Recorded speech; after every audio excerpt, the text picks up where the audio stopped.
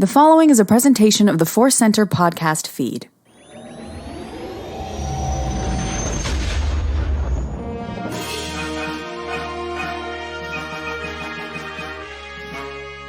From the center of the galaxy, this is the ForceCenter podcast feed, and this episode is one of our deep dives, our Bacta tank of talk. We are going to do something dangerous in the Bacta tank, which is talk about lightsabers. We've been doing a series called The Magic of Lightsaber Fights. We have covered the original trilogy, and we are about to dive into the lightsaber fights of the prequels. I'm Joseph Scrimshaw. I'm Cat Napzok, and ready to discuss this series of fights that for some are probably the fights of fights, and for others, they're the new fights that came along later. But you know what? They're all great, and we're here to talk about it. That is the way memory works. The new fights that are 20 years plus old. That's the way things go. Foo Fighters is still the new band that the person from Nirvana is in my addled mind. Anyway, we are very excited to get into this. We've been having a ton of fun discussing this, but as always, we want to begin by letting you know that today's podcast is brought to you by Audible. You can get a free audiobook download and a 30-day free trial at audibletrial.com/ForceCenter. Over 180,000 titles to choose from for your iPhone, Android, Kindle, or MP3 player. This week, we are recommending Shadow of the Sith by Adam Christopher. I am started on this. Ken has started on this. We're both enjoying it, and we are going to talk all about it in the next couple weeks. If you want to get caught up, you can listen by downloading your free audiobook today at audibletrial.com/ForceCenter. Again, that's audibletrial.com/ForceCenter for your free audiobook. Ken, do you have any thoughts that you want to share right now about Shadow of the Sith? Because I'm a little farther ahead of you, I'm going to keep my thoughts to myself, other than I'm having a fun, wonderful Star Wars journey through the book. It's been a lot of fun. Excellent. I keep referring to it and hearing other people refer to it is sometimes the actual title, which is Shadow of the Sith singular, and then sometimes Shadows of the Sith. But I am excited to think that there might be an actual sequel. And much like the movies Alien and Aliens, the sequel will be Shadows of the Sith. Now there are two Shadows. I think that's a great idea. Love Excited to read more of that. But now we are going to get into the magic of lightsaber fights. This episode, we are discussing the Phantom Menace and Attack of the Clones. Hey, that Revenge of the Sith movie has a lot of lightsaber fights in it, so it will be its whole own episode.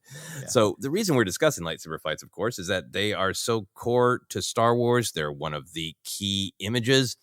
They are a key part of the thrill, the pulpy adventure serial, and also the core themes of Star Wars. Why are these characters fighting? What is at stake? How are they making their choices within the battles? How are they revealing themselves as characters? It can tell us so much about the philosophy of Star Wars and just look damn cool. So like I said, we've discussed the original trilogy duels, and now we're going into the prequels. We're going right to Phantom Menace, Ken. Qui-Gon Jinn and Obi-Wan Kenobi versus Darth Maul and Laser Gates. I timed it when I rewatched not just the fight, the lightsaber fight, but, the 15 minutes of 4 interconnected fights, one of them being the lightsaber duel. And that lightsaber duel is broken up into 6 scenes. In some ways, this might be the most massive lightsaber fight / overall duel in Star Wars. I haven't broken down every one, but 4 different battles, 15 minutes of screen time, 6 scenes just on the lightsaber battle. It's an epic one. What are your current feelings on this fight, and have they changed over the years? And I'll also throw in there, is it impacted by the length and the way it's cut? Yeah, I think it is. That definitely adds to this epic feel. That word epic's going to probably come up again and again when describing this fight. Happy to say, maybe even a little proud to say, I've always liked this fight. I've always been in that, like, I don't know, but that fight, right? Like, that's kind of for a lot of years was my view on the Phantom Menace, and as my love and appreciation, and quite frankly, just simply understanding of the Phantom Menace has grown, my love, appreciation, understanding of this fight has grown. Sometimes I feel like I started my relationship with this duel as Kenobi, but now I'm Qui-Gon. On my knees, eyes closed, sensing the deeper purpose and trying to connect to bigger things. And on top of it, we're going to talk about a lot of the thrills in it. It is one of the biggest ones, and I think people's love for it, the maul of it all, the duel of the fates, music of it all. This has always been one of those things that's been fun to celebrate in Star Wars. So even though my understanding has grown, my love's always been there. Yeah. So you never had a hang up that the fighting style is so different from the original trilogy. Were you ever bothered by that? I wouldn't describe it as bothered, but aware, and it was a talking point for me. And maybe at some point, I mean, someone, if they hate me enough, can probably dig up some podcast in 2011 and say, I don't know, you said this. I can't remember. But, you know, I mean, it was just kind of, you pointed at the screen and was like, that was different. But there was still that, like, yeah, but then, you know, it's the fun moves and the double blade and all that kind of stuff is there. And then that's another thing that's grown, where it's even less of a talking point for me, even watching it this morning. Just because the whole Jedi at their peak, you know, Maul training for years, and the fight is just different. And it's also of its era. I always do agree with the point that, you know, this came out in a time where, you know, Crouching Tiger, Hidden Dragon, a lot of stuff, those big fights and Matrix and choreography and all those kind of things. It was a little bit of as Abe Simpson would say, the style at the time. And I do love that. And I do love that now more than I did then. But I've always, again, been relatively okay with it. Yeah, no, I think it really does reflect a time where the fights were imagined as bigger, and everything was kind of a set piece, right? If at all possible. I love these thoughts. I absolutely loved it then. It was probably my favorite thing walking out of Phantom Menace.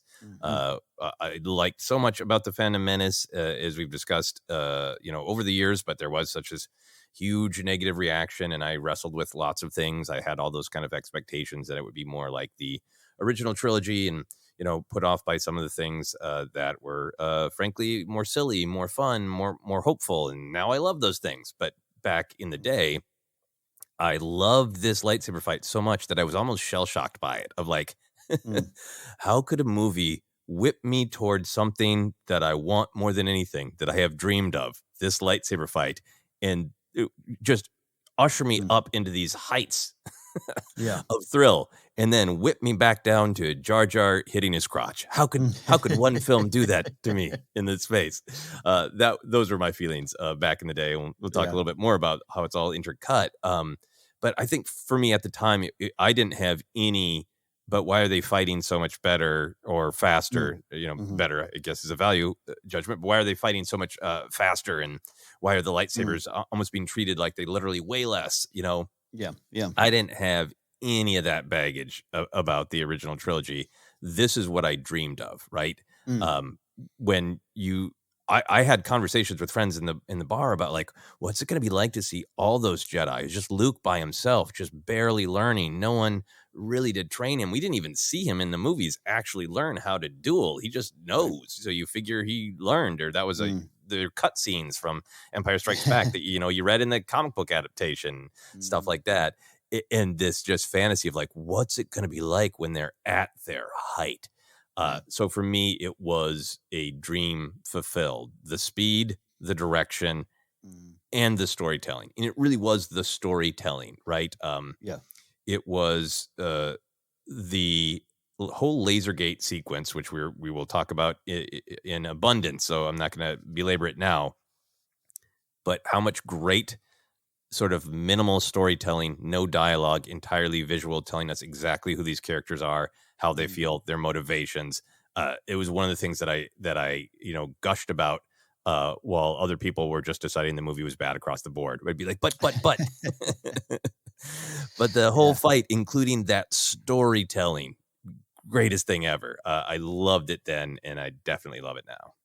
Yeah, no, I love this. And in terms of even the style, a little bit more. Yeah, you know, even talking with the original trilogy stuff with you last couple episodes, like, I love a little bit more of what I call a more, quote, realistic raw style. I don't even know what those words mean. It's just a different style of fighting, and I just go for the original trilogy stuff a lot. But that's changing. That's changing, where it's just the era, not just of the era of filmmaking, but the era of the story. Like, we keep talking about the Jedi at their height and the training. All that really tracks for me. And yeah, the story, can't wait to dive into it. You said laser gates, but it sounded like you almost said Lasergate, like it was a controversy.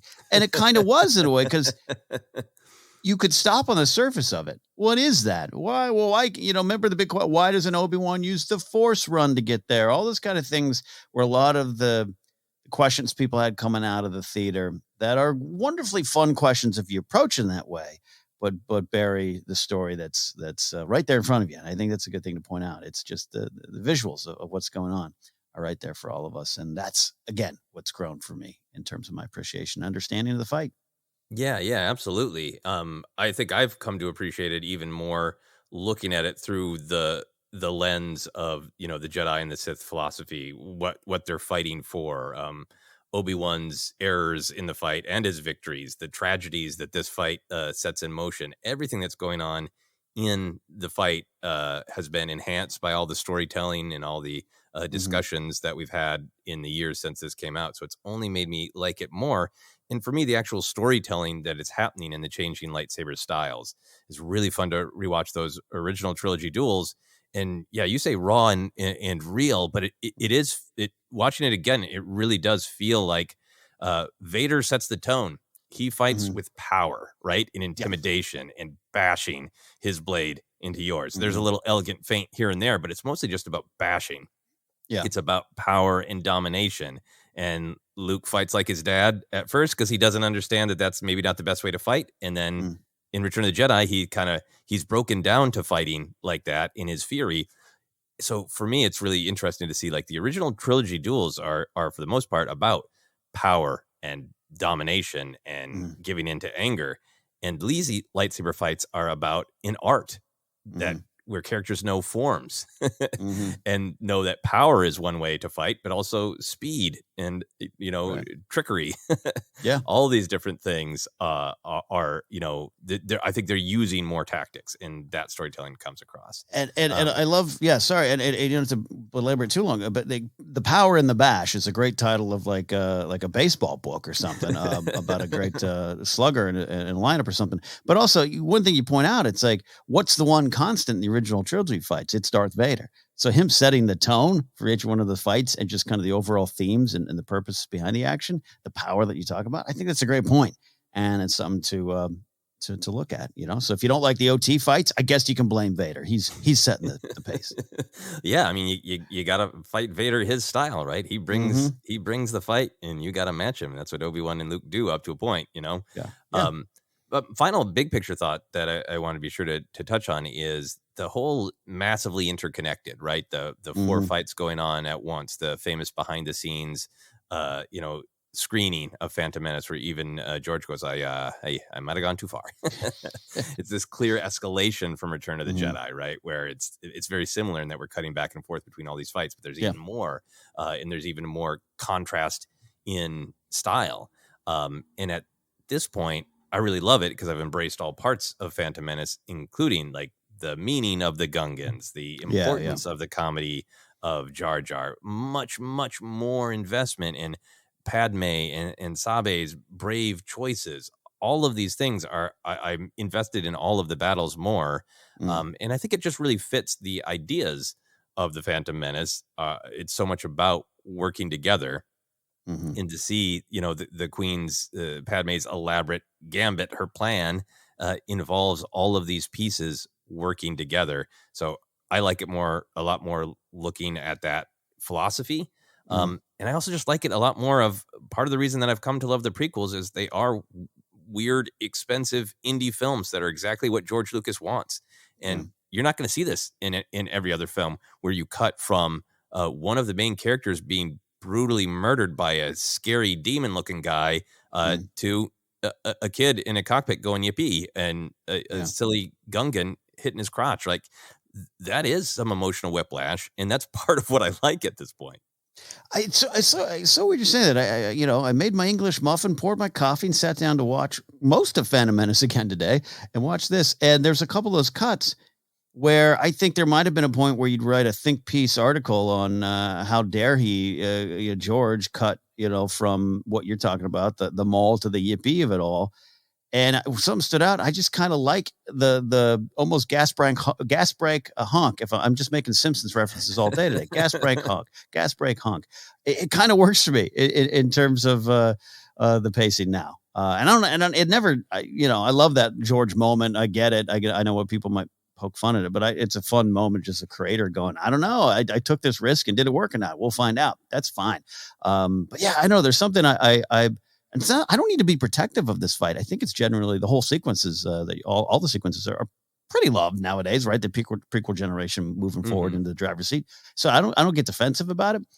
I'm enthralled by it. It's a song with not verse, chorus, verse. It's all over. It's a Queen hit. It's Queen. It's Mercury going high and low and all over the place. And I love that. The Bohemian Rhapsody of fights. Yeah, I love it. And I think for me, it's because it contains the tension of Star Wars. Like Lucas made this thing, and on paper, obviously many other creators help, but Lucas's initial vision, on paper, a lot of people would say, no, you can't have a whole story called Star Wars that's preaching pacifism, where you expect people to fist pump and cheer for the action, and then kind of lecture them that the fight should be avoided. And you can't go from wacky and silly to deadly serious. You can't have this silly space opera that's also deep and mythic. You can't combine those things. And all of Star Wars is like, yeah, but I like it and I wanna and I'm gonna. Yeah. Yeah. And obviously, for those of us who are huge fans, it works. Yeah. Yeah. It is different. And so many people on paper would say no to all these ideas. And these four fights together kind of, to me, those massive tonal shifts, those changes in the Bohemian Rhapsody tone and tenor and tempo represent that sort of yes, I can attitude of Star Wars. If I can combine all these things. Yeah. Yeah. It's a little like Band on the Run as well for you McCartney fans too. Yeah. No, I'm right there with you on it. I think I even appreciate that more because there's so many epic things. I could wax poetic about Gungans walking out of the swamps to fight. Like, I just love that shot. It's one of my favorite Star Wars shots, and it's all part of the beauty of what we're talking about here. Yeah. And that low horn. Oh, it's so good. Right. So good. Right. It's so good. Yeah, so much going on. But we are going to, from this point on, focus on the actual lightsaber fights. Yeah. Before we get into the epic duel itself, I do want to ask you how you feel about the little mini fight between Qui-Gon and Darth Maul on Tatooine. I'm clapping my hands together, man. It's like a nice alarm clock you've just given me. I love that you asked this question. It's underrated. It is a great tease for the main event. And if Phantom Menace was a Netflix or Disney Plus, or sorry, Bobs, if it was a Disney Plus series, the discourse would be, that's all. That's the big fight we got. Patience. We're getting to the end. The energy is great. It's an explosion of violence. Talk about great shots. That shot of Maul from behind, which I think was in one of the trailers, just wonderful. Maul fighting in a cloak is interesting to me. And then I love Qui-Gon. Sorry, I'm taking all the excitement, Joseph. I apologize. Oh, it's fine. Qui-Gon just immediately knowing what's about to go down. This isn't a moisture farmer coming up on us. I got the feeling Anakin can get down. We got to fight. And it's the first time Sith and Jedi blades have clashed in a long time, at least as far as the information we have at this point. I love everything about that little exchange. Yeah, no, it's a great contrast between like the beginning of the film when, Obi-Wan is focusing on his anxieties and he senses something not right elsewhere, elusive. and then in contrast, Qui-Gon's like, it's the dark side and it's coming at me 90 miles an hour. Anakin, get down. Get down, Anakin. Yeah, and going for the blade right away. And Maul's dismount that's pretty thrilling, right? Just like off the speeder and into it. There's no parking and slowly walking up. There's no Western framing of, the shot behind the legs and the sands drifting. It's just a dismount and go for the head. And what's funny because I'm someone, especially, this podcast in real life who will sometimes get a little grumpy about the volume or that looks like CGI to me. And I've been like that for my whole life. I don't know. I got to get rid of it. But there's those moments where I don't care. Maul leaping off the cycle is so clearly not a human doing it. It's so clearly a computer program. You know what I mean? And I love it. I'm so into it. I just love everything about it. Yeah, absolutely. I think for me, you said the key word. It's a teaser trailer for the big fight, right? It's everything about it is just like, here's a hint of what to come, right? It's only the two of them fighting. Maul only has one blade ignited. He's cloaked, so you can't fully see his ferocious face. It's, the fight is dusty and fast and it's edited, so it's kind of hard to see. There's that one sort of tracking shot where you get to see a little bit more choreography, but fight choreography. But for the most part, it's the kind of the fast edit close up. You don't really know what's happening. So I've come to really, really embrace it as exactly what you said. It's a tease for the main event. I believe you've read the novelization more recently than I have. I believe it's bigger in the novelization with like Maul jumping on board the landing platform and Obi-Wan helping to knock him off and more desperately escaping Maul. Am I remembering that correctly? I do think you are. It's even been about a year since I reread that novel, which again, all of you should reread the Phantom Menace novelization if you haven't in a while. Yeah, I think you're right. There's a little bit more drawn out, and that works for me too. But the explosion of violence works for me in the film here. Yeah, I've really embraced it as a teaser, but I have spent a long time of my Star Wars fandom honestly wanting it to be bigger, wanting Maul to be a little bit more ferocious, wanting Obi-Wan to have to help force him off the landing platform, But I really like it as it is, and it makes for a great shot of Maul staring at them leaving. So good. Yeah. All right, so then let's get back to the main battle, the epic battle of the Phantom Menace. For the characters in this lightsaber fight, what is at stake? Why are they fighting? What is victory for Maul, for Qui-Gon, for Obi-Wan, for the galaxy? Mm-hmm. I mean, we truly have the duel of the fates going on, and I think that's been out there in the discussion for a while now.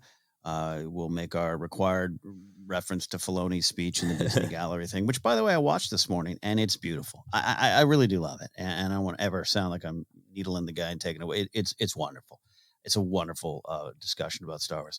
Anakin's at the center of this fight, and so therefore, I think that's what's at stake for the saga itself, right? The idea that the boy is dangerous, his fate is uncertain, he's not dangerous, all that kind of stuff at play. But I was trying to focus on the individual basis here, and Maul, there's just a lot of this to me of what's at stake is I don't know, a little bit of proving his power to his boss and to himself. He's been a kept man for so long, hiding in the shadows, wanting to taste more blood. I know in the Maul comic, he does taste Jedi blood there, gets a kill under his belt, and it's kind of part of what's going on with him. And it's just this fight for dominance and power. So while this is truly a duel of the fate, to me, Maul has, there's no, it might be in Palpatine's head, hey, there's this boy out there, or I'm sensing something, but Maul is truly the blunt weapon here. So I'll start there. Just him, it is bloodshed, his victory, his power, and it's proving what I know about myself. My status is true.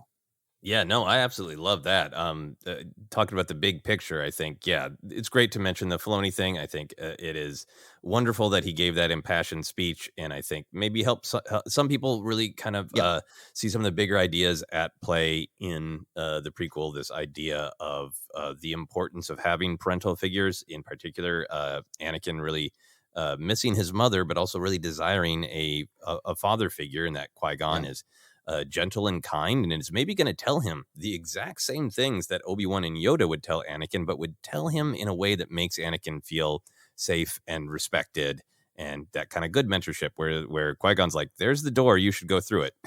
Whereas Obi-Wan and Yoda are like, come on, get through the door, go. So there's that loss of that father figure that Filoni talks about, so which affects Anakin's fate, which I think is really great. And I felt that at the end of the Kenobi show. The more I've been thinking about it, that those ending scenes where we see where Vader ends up and where we see where Obi-Wan ends up, right? We get to see Obi-Wan bond with Leia. We get to see Obi-Wan bond with Luke, even have a better understanding with Owen. He gets all of this connection in this joy in this life by opening up, by letting go. And Vader, in his anger and compulsion, is left, just brooding on a lava castle. But specifically, I thought of Phantom Menace, because if a part of the duel of the fates is Anakin's fate, where is he going to end up? He loses Qui-Gon.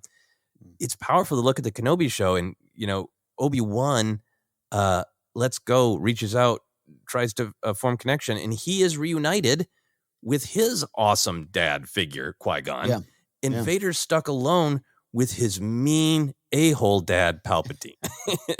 You can smash cut from the Phantom Menace battle to Filoni's speech to here it is playing out. If Anakin fought back against Vader, said no to Palpatine, he could connect with Qui-Gon. He could have what he lost that day, but he's denying himself because of his anger and his control and his need for power. Yeah. No, absolutely. True duel of the fates with the greatest song behind it ever. This piece of Yeah, music in Star Wars. Yeah. that's a big part of the epicness. I also think it's what's at stake in the fight is also Kenobi's fate, right? If Qui-Gon lives, Kenobi gets to pass the trials and become a Jedi Knight and think more about his own identity and who he wants to be as a Jedi Knight instead of being, as I always imagine, like, congratulations, you graduated college, you're a dad now, and that's your whole thing.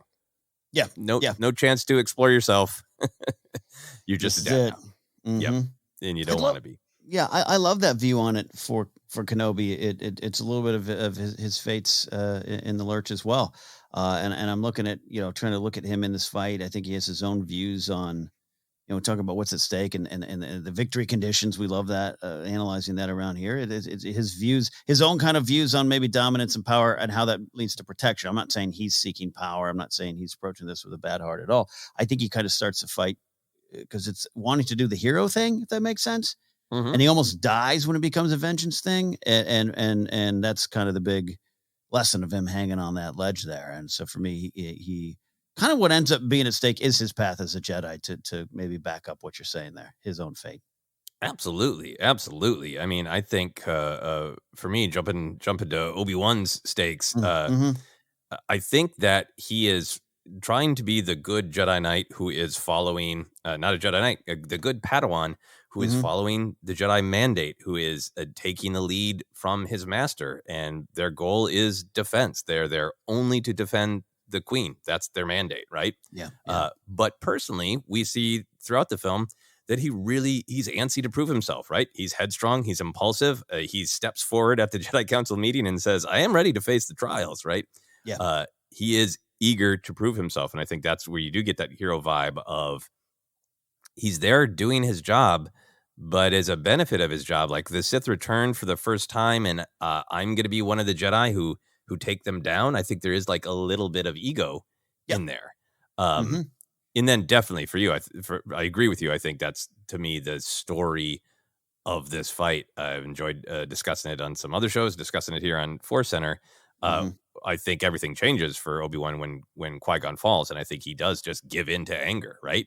And it explodes into that section of the battle, and you see how that, to me, the danger of the dark side of you give into anger a little bit, and it does give you focus and make you feel powerful, right? That moment where you're like, where you say, bleep it, I'm not taking this anymore. You feel energized and you feel focused.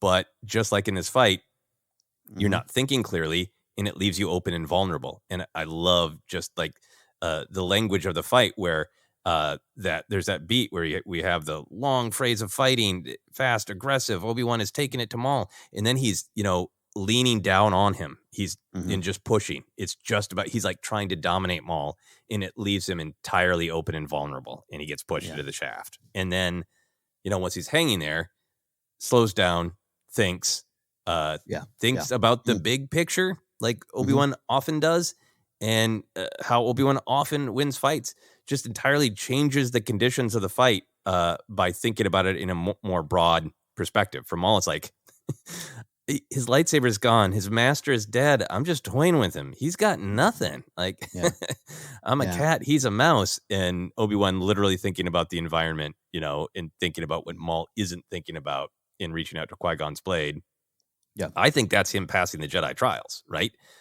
It's not just that he defeated Maul, it's the way he defeated Maul. Yeah, no, absolutely. And what I love about this is kind of an example of where you can have fun and the discourse can take you a certain way, and you ask silly, fun Star Wars questions at a bar, and it can really, really hide a lot of what's going on. And I'm someone for years have been like, we'll even make the joke. We all drop to our knees and close our eyes like Qui-Gon to focus, and all those Qui-Gon philosophical statements comes to mind. But then we always make the joke, but that fight didn't turn out too well for him, and it was Kenobi rushing in. And then you skip to the end sometimes in that discourse of him slicing them all in two. And I think I love when you've highlighted that before, Joseph, of just like, he did get through, and he did start slashing and hacking and power and bashing, and he's hanging by his fingertips. Again, what is there? Why is this going on? And so it's for decades, a lot of the conversations have been like, well, why couldn't he just force sprint through the laser gates to help Qui-Gon? And I know, maybe, if the force sprint takes energy, all those kind of things you can get lost in, but not that's not engaging with what the story is telling us there in that moment. And I think you're right. All that leads to him and his own Jedi trials. Yeah, absolutely. Yeah, and I also wanted to be sure to go back to Maul for a moment. I think all the storytelling that has happened with Maul has enhanced what's in the movie. Knowing that he sort of blames the Jedi. Why couldn't you have found me and given me a better life? Instead, I was given away to this life of torture. He blames the Jedi. He's been trained to hate the Jedi. And to blame them. But even in the movie, I mean, he says his motivation pretty clearly. At last we will reveal ourselves. At last we will have revenge, right? So I think his motivation is, yeah, you're awful, and I want to get my vengeance on you. I want to rack up my Jedi kills.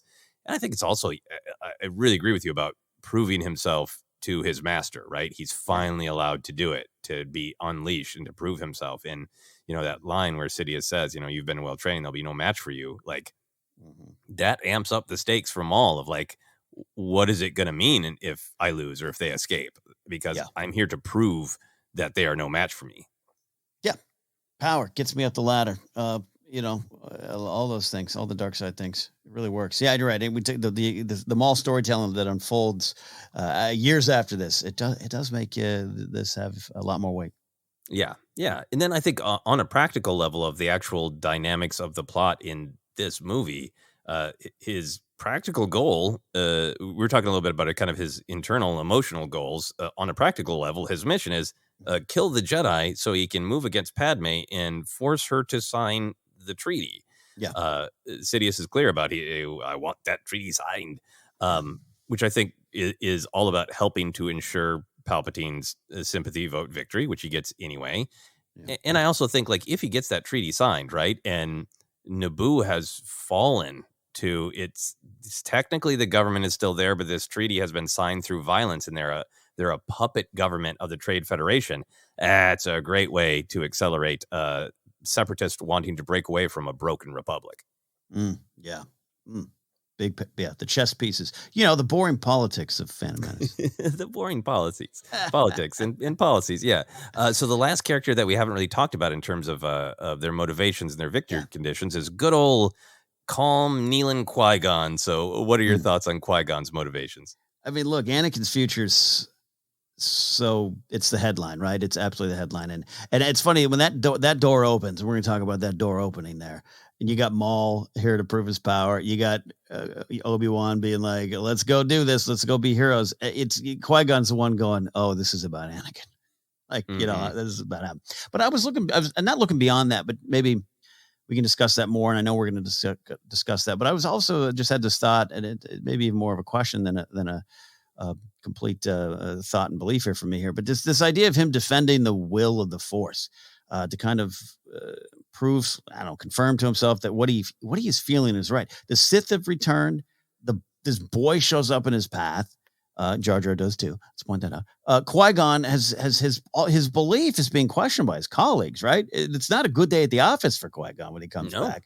So it's not a win for his ego or vanity. Like, I was right. I think it's for him fighting for the ideas of trusting the will of the Force.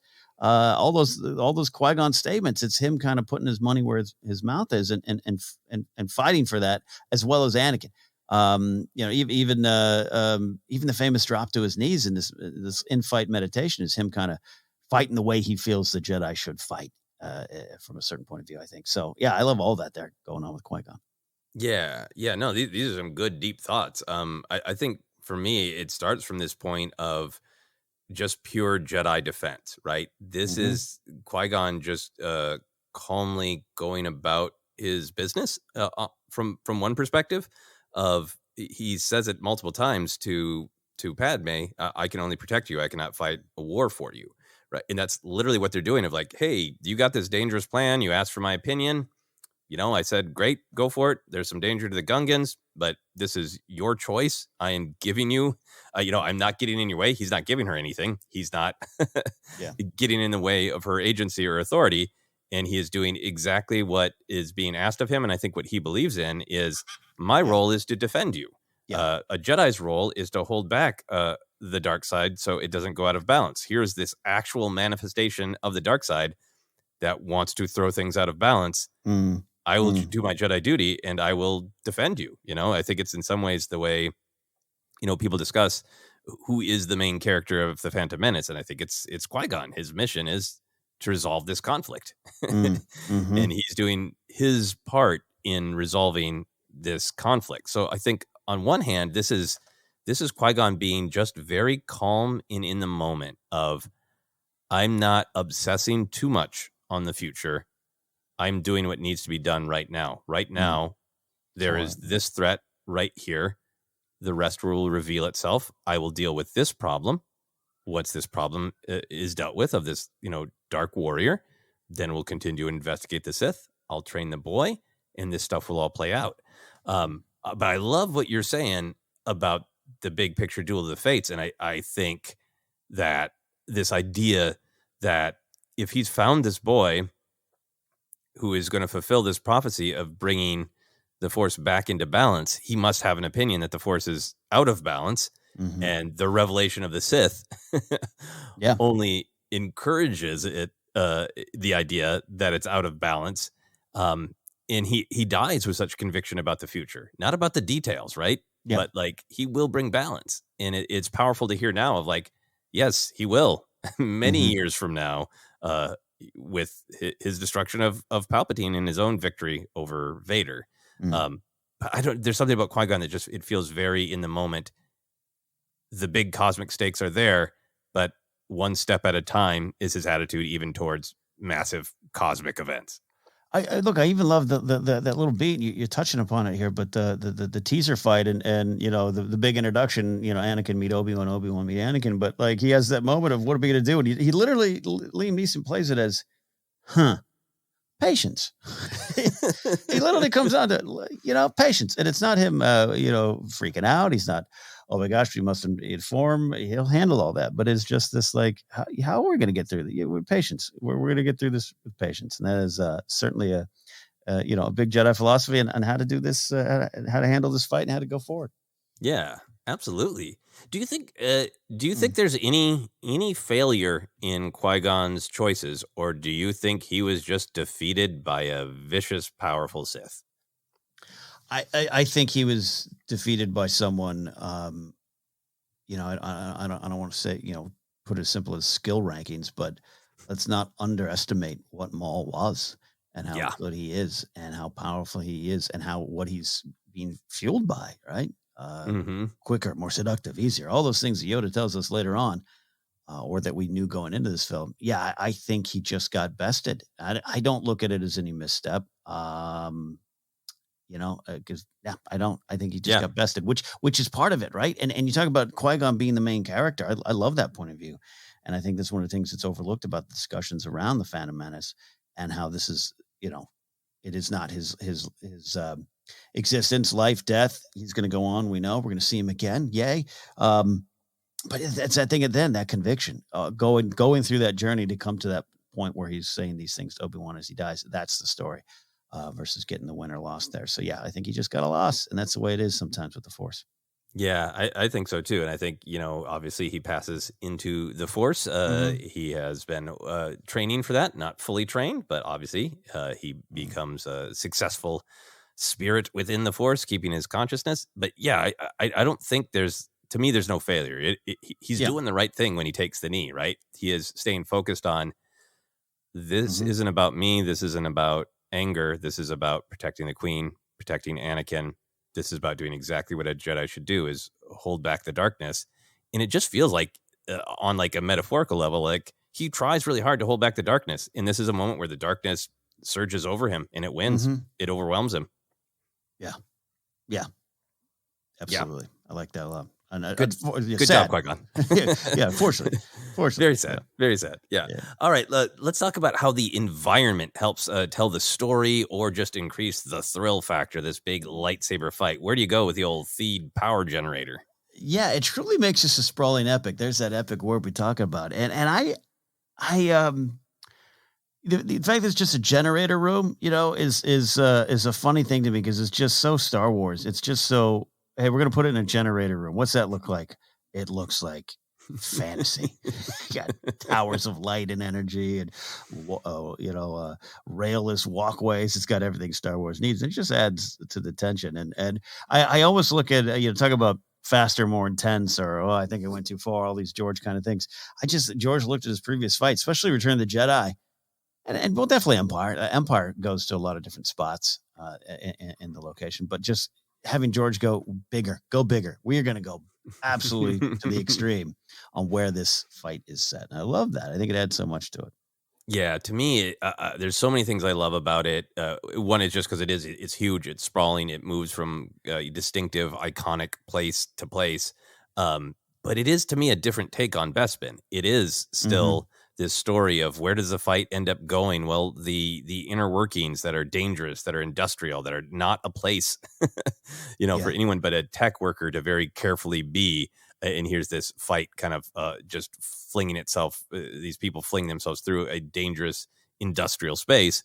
But because it's Naboo and because it's the general aesthetic of the Phantom Menace, it's the elegant bowels of a power station instead of the more kind of dark, scary, nightmarish Bespin one. I love that there is the kind of the circular design everywhere, which is just so prominent in Phantom Menace. Everything is a circle, from dialogue about symbiont circles to just the design of so much. The Senate pods, the Trade Federation ships, all of the design in the Theed power generator is very circular and flowing. So I like that it reflects that. And then for the thrill factor, it's a lot of high places, which I love. Always have your fights in a high place. And if there are no railings, even better. And in this one, people do fall. Yeah. And it's a part of the language of the battle. I think the final big thing that I really like, the scale of the space helps tell the story. The ability to fall and get separated, and the laser gates. This environment makes the fight all about separation. Yeah. This movie is about empathy, symbiosis. It's about literally helping one another. That idea is repeated multiple times. It's called out in dialogue. It is the victory of Padme asking for the help of the Gungans. Everything is coded as victory is working together, staying together. And Maul gets some victory in this fight because separation. He splits up Obi-Wan and Qui-Gon on the high place with no railings. And then the laser gates are just like this ultimate expression of this is what the dark side wants to do. It wants to separate people so they can't gain strength from one another. And that, to me, is the story of why Qui-Gon dies, is Maul successfully separates him.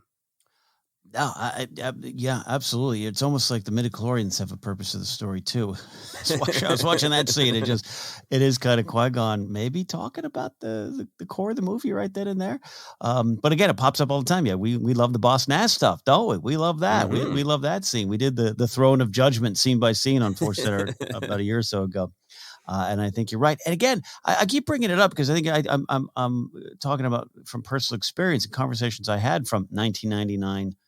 I don't know, say to about 2015, when you and I started doing this, where it was more of you're looking at the fight as a fight, as a set piece, and you can and I think should and analyze it on that and rate it on that as well. But yeah, the laser gates are a little awkward, right? If you just got what is going on here? These just gates are there and the railings, and it can bury the theme if you follow those discussion points too far. And I'm just saying that again from real strong personal experience. Yeah, no, I understand. I can't remember. I don't think I had definitely had people do, why didn't they do the speed run? But I never had anybody complain about the lates, the laser gates, the lates. You should have been at a Chili's in Northridge about 2000. At this point, it is fascinating for me to discover a critique of Phantom Menace that I haven't heard. To me, it's just a classic tip of the iceberg storytelling I love of it's a power generator on a, exciting alien world. They contain that they go off and on to contain steam release, space steam. Who cares? Yeah. They're in the a power generator of an alien world. Lots of Yeah. weird crap should be happening, Yeah. No, and I agree. I'm yelling back in time to that discussion that you I had. wish you were at the high top bar. It's Northridge Chili's on Reseda. I can give you names of the friends who were yelling about it, and let's go back in time. I'm going. If that Chili's is still there, I'll just go back right now and start yelling about Phantom Menace. Oh, that Chili's is still there. Oh, that is there for a long time. All right. What realities of filmmaking do you think about when you watch this fight? It's fun. Honestly, I don't think of them as much these days, and that's just the way we look at these things, the way we discuss things. But we talked about them earlier. To me, it's the reality. The well choreographed nature. Obviously, it still pops up. We're talking about it today, but to me, it's just such a choice, and not a reality versus some of the other realities we've already discussed in this series so far. And then all those things are usually attributed to the prequels. Bad CGI, the rough dialogue, all those kind of things that are there at times for you to point at and go, yeah, that might be something we'd want to see done a little differently. I don't know. To me, none of that is present in this duel. And I was thinking about this day, other than just it looks a little different. And again, I'm mentioning the era of Matrix and Crouching Tiger, Hidden Dragon, all those kind of films of the day. Other than kind of feeling like that, it's so its own thing, and it stands up more than other fights do for me at times, if that makes sense. Mm-hmm. Yeah, no, for me, absolutely. I think this is, Lucas went on this journey of releasing the special editions because he felt, obviously it was to get excitement up about the prequels, but also, spent a lot of money and time and took a risk because he felt like there were some things that I wanted to be a certain way, and I was held back by the limitations at the time. And I think that this fight is, in the general prequel style, is definitely the storytelling of what was fighting like in a different era. But it also just feels like Lucas Unleashed of like, these are the kind of like much more 30s serial Errol Flynn, up and down the stairs, flying fast, just absolute thrill fest. And that's, for me, there's always a little bit of this is the way Lucas always saw lightsaber fights. And now was able to go kind of all out. So I think about that. I can't watch these without thinking about Nick Gillard, the fight stunt coordinator, the sword master, who was just all over the behind the scenes documentaries and videos that were released at the time. I think particularly in watching the section with Obi-Wan and Maul about the actual editors, about Ben Burt and Paul Martin Smith, the way that entire fight is edited. There's some shots I love because they are the long, uninterrupted sections of just trackable choreography and motivation where there are no cuts. It's just like those two actors, performers doing that at that speed. But then even once we get into cuts, every cut is perfect to keep it incredibly fluid. That moment where like Obi-Wan leaps up and he's just rushing forward, but his blade is still spinning. There's such a sense of movement. It is so kinetic. And I think for me, it's one of the things that makes that part of it so thrilling. So I think about how important. It's obvious that editing is important, but I really feel it in this fight. Yeah. No, absolutely. You can do that wrong. Yeah. The final thing for me on kind of realities of filmmaking, I do think about the narrative choice of that it is the Jedi and the Sith at their height, that there is power, but there's also speed, there's elegance. I go back to what Qui-Gon says after he fights Maul the first time, right? Of, whatever it was well trained in the Jedi arts. And that was one of those other lines when people were, having their critiques like, but that was a cool line, right? The Jedi arts. Yeah. But to me, that's what it's about. It is, there are forms that are known, and everybody is, in the knowledgeable combatants are using them against one another and looking for openings, right? And Maul finds one against Qui-Gon, right?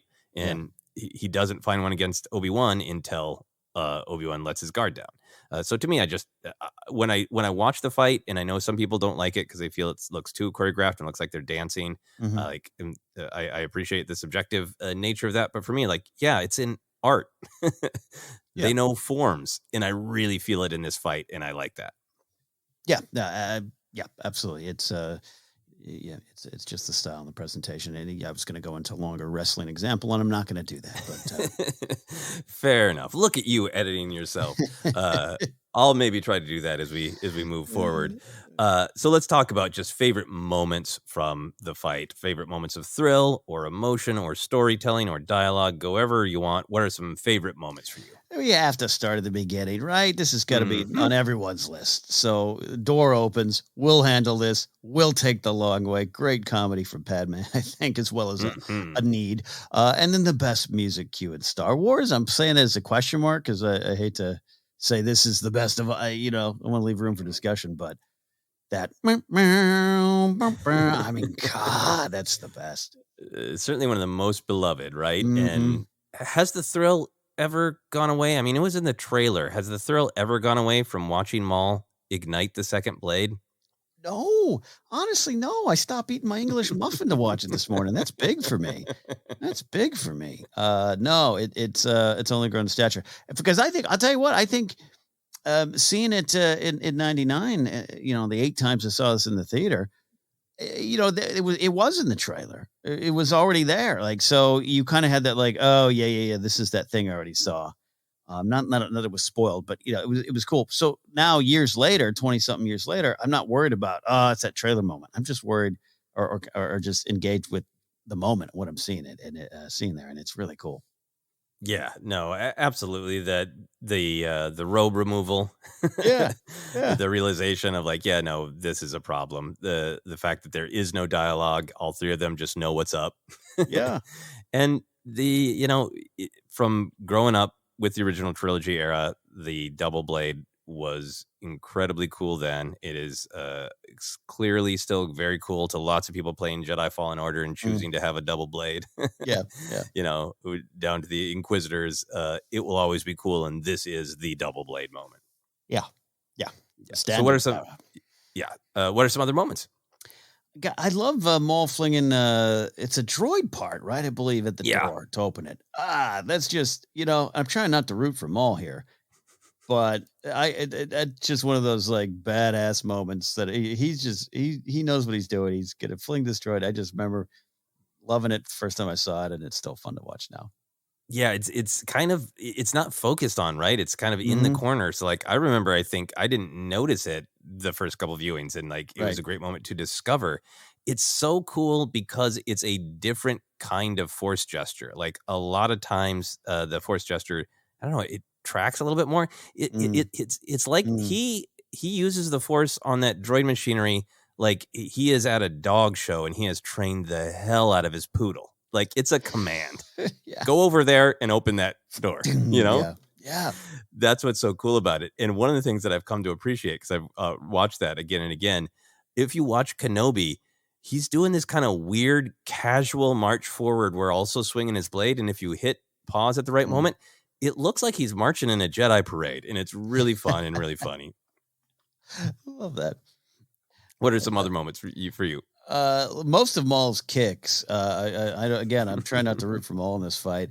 And then there's that trailer beat. Again, it's in one of the trailers where Qui-Gon and Kenobi leap across at Maul, right? And see it play out here. I just really like that one too, because especially it's early on in the fight where he's kind of he's trapped, he's up against the edge there, and he does the leap back like ha ha, and they're like, all right, woohoo, and I just like the beats going on there.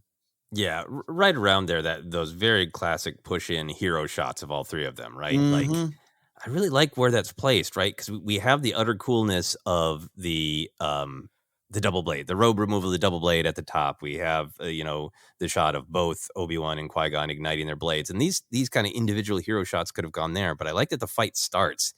And then you get the sense of this is going to go on for a while. And there's that sort of hero shot of them all realizing, like, okay, we've tested each other. And we're in it, and it's going to go for a while. Yeah. And also just become iconic shots, particularly of Qui-Gon. Like, I think that's kind of like the Qui-Gon image. It is. It absolutely is. Yeah. Jumping ahead a little bit to me, one moment I've always really liked, and I think it's one of the things that makes me feel this sort of metaphorical Qui-Gon just overwhelmed by the darkness. Once the laser gate opens and Qui-Gon comes up off his knees, which is such a great moment, He's fighting with Maul for a little while, and then they separate a little bit. And Qui-Gon just kind of has this look of disgust, despair. And then we cut to Maul's just sort of like seething face, and we see the rotted teeth and the yellow eyes and the curled lip.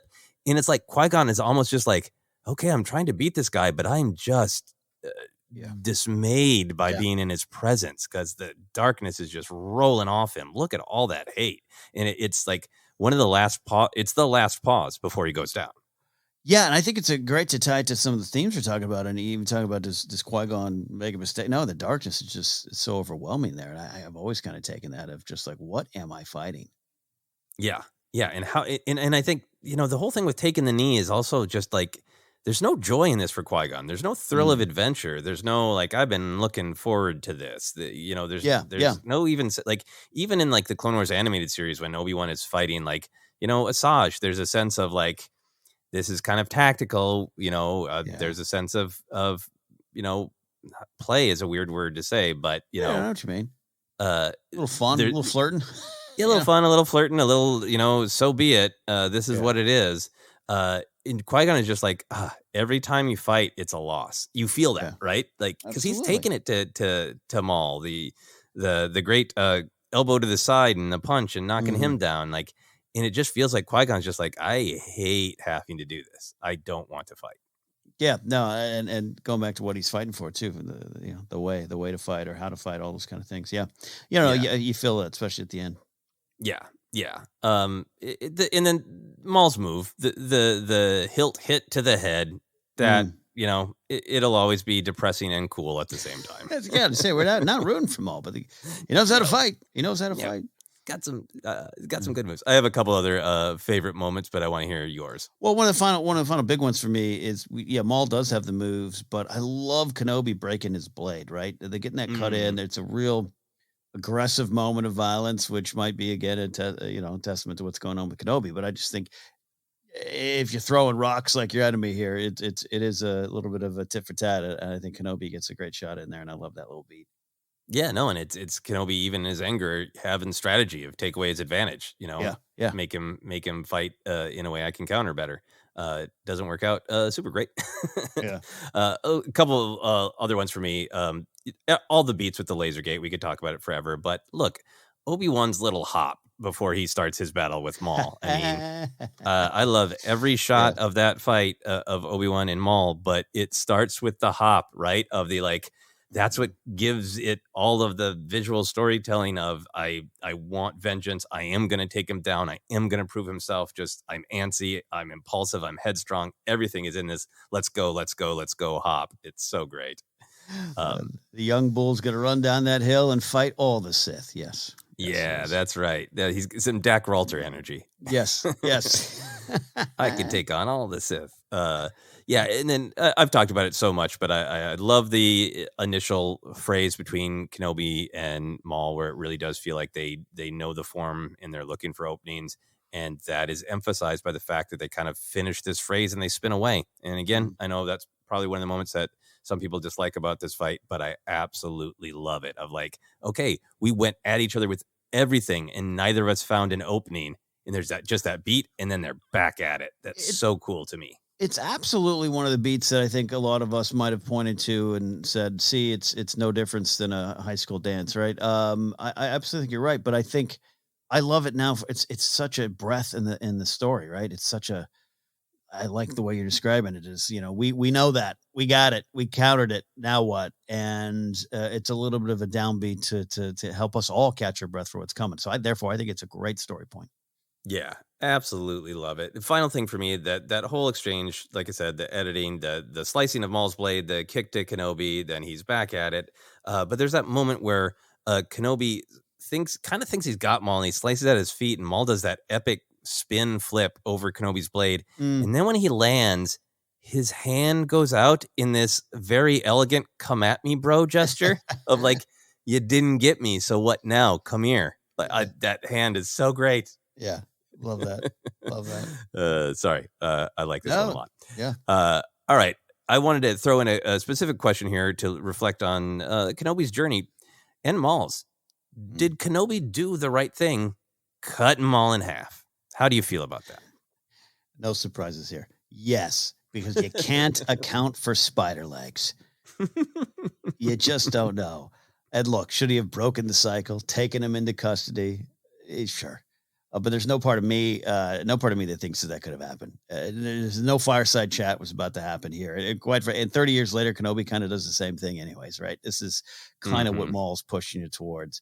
I think you're right. I think every fight is a loss. I think every life taken is a loss and should be considered hard for the Jedi to do. So I think there's those deeper philosophical questions to ask. But there in that moment, yes, because the threat is gone. The protecting the bigger themes, all the things there. You just can't account for George walking down a hall and going, Dave, Maul's back, figure it out. I know I cut him in half and then gave interviews saying I cut him in half because I wanted people to know he was really dead. I changed my mind. I like your thought here. No one expects the Spanish Inquisition or spider legs. I think for me it's in defense. It's the mandate is to protect the Queen. If Maul escapes, that's it for Padme. Signing the treaty, maybe her life. Certainly for Naboo. So I think it is very much in defense, but I am kind of fascinated by it because it did kick off a cycle of vengeance, right? Maul does survive and he rampages around the galaxy looking for vengeance against Kenobi, and he hurts others in order to call Kenobi to him. He ends up, of course, slaughtering Satine and just over time slaughters all of these other people. And I just think that's got to get into Kenobi's head and soul a little bit of like, I was doing my duty as a Jedi. You know, you forced my hand. It was in defense. And then this guy survives for all these years out of nothing but hate for me. Yeah. And I think in this new timeline we know of Kenobi where he believes for 10 years that he killed Anakin when he didn't really want to, that he's also got to be thinking about like, I thought I stopped Maul, but all he did is kick off this other cycle of pain where all of these other people suffered, you know? And I think just alone in that cave, I think maybe there's some moments where like, should I have just tried to, de-arm him? Should I have tried to take him in? Would that have changed anything? Was that on Kenobi's mind when he walked away from Vader in this recent fight that we saw? So I'm fascinated with it because I think it's something that Obi-Wan might rake himself over the coals for. But in the big picture, I agree with you. Maul's not giving him much choice. Maul's not giving him much choice. And then it's kind of that you have to accept that what he goes on, and as horrible as it is, again, you talk the Satine thing is like, that's a heartbreaker.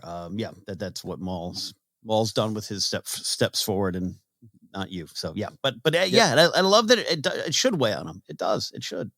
It should. Yeah, it should. He should question it. But I think I think he was trying to do the right thing. All right. Out of 10 lightsabers fully ignited, how many lightsabers do you personally give this epic Phantom Menace Duel of the Fates? Here's where I went. I went 9.25 out of 10. Okay. There's a case that this could be a perfect 10. There is a case for it. I don't know your ranking yet. There's a case for it, and I would accept that.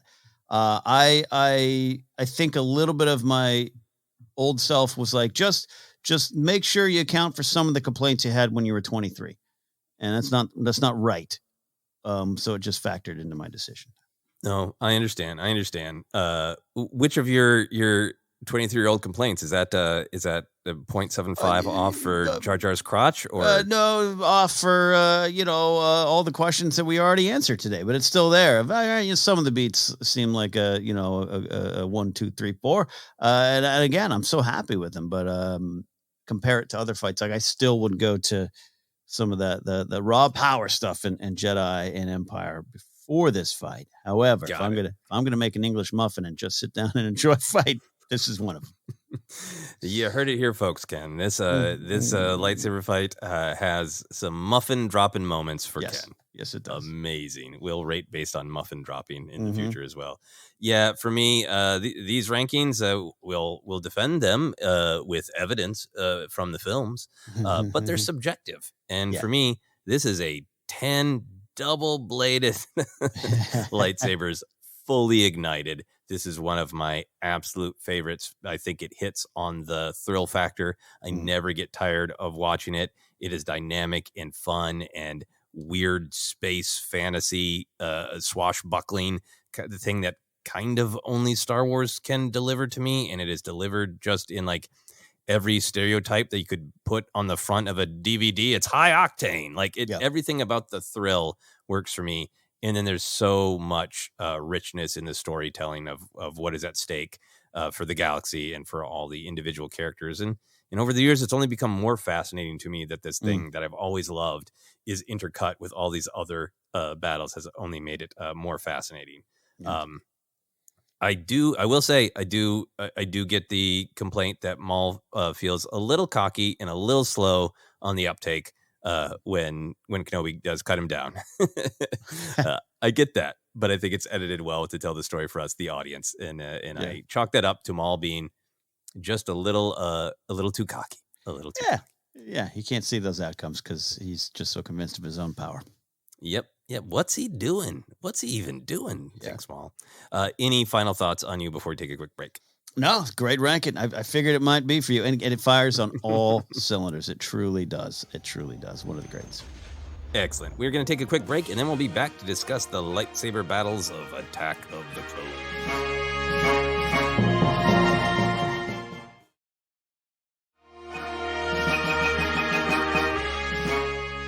We are back to continue our discussion of the magic of lightsaber fights. We are flying through the trilogies, and we are on to the Skywalker saga film, Attack of the Clones. Now, there's, of course, a ton of lightsaber action, but really only one main duel, a duel that I like to think of as Dooku's Gauntlet. He fights Obi-Wan, Anakin, and Yoda, all versus Dooku, but all pretty much one at a time. It's like a video game. It's like Mortal Kombat with Count Dooku. Yeah. So what are your current feelings on this fight, and have they changed over the years? I start with the memories of the crowd reaction to Yoda, and that's so strong, and that's something we've mentioned before here in ForceCenter. And sometimes I've mentioned it as an accusation for some fans who have spent a lot of their Star Wars identity attacking the prequels, where I'm like, I was there with you in general, when you all stood and applauded for Yoda showing up. Like, that's one of those great Star Wars experience moments for me, just being in many theaters on many viewings during that first week or two or month of the release. And just every time that shadow, every time he walked around the corner, just that, oh, Yoda's back and you're gonna get in trouble. Like it was just, man, it just was so good. So I carry a lot of that forward. It just had such a good feel. My view of this fight has changed over the years, where I think it is some great stuff to discuss, and I absolutely love it because I love all three of the characters involved. It's not as fluid as the other fights in the prequel era, so therefore it some of my excitement for it has waned over the years. But I always say, don't leave those initial moments. Don't leave what your heart told you in 2002 when you're all cheering. That's how you felt. And go with that.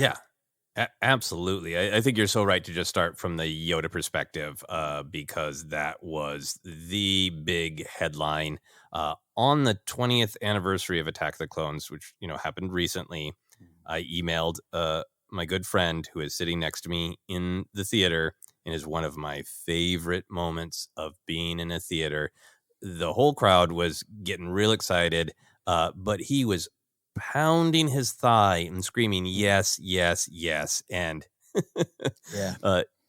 I'm painting with a broad brush, but generally, culturally speaking, Minnesota is not a place where you shout your feelings out loud. You have designated places for it. That's why many of the people that I knew went into theater, because if you're on stage, you could shout your feelings. So it was thrilling to be not just an applause, but just like a place where my friend had been waiting for this, wondering about this for years. I was right there with them and feeling that permission to scream, yes, yes, yes, yes, yes. I will never be able to divorce myself from that moment.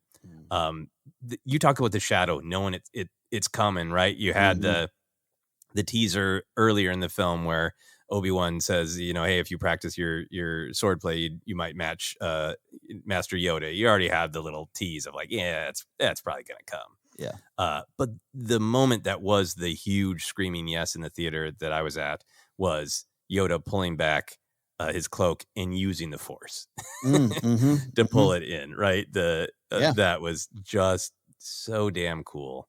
And I think about this a lot, Ken. We try to be really mindful that we all, get introduced to Star Wars at different times and in different orders. And some people's favorite introduction to Star Wars is a video game, and or the television show Rebels, right? Or The Force Awakens, or whatever it is, or the Thrawn novels. I have friends who that's their Star Wars. That's where it begins for them, and everything is about perspective. And there's some things that like I wish I could perceive in a way that I didn't get to. Like I wish that I could sit down and watch the prequels having no idea that Anakin is going to fall to the dark side and know what that feels like.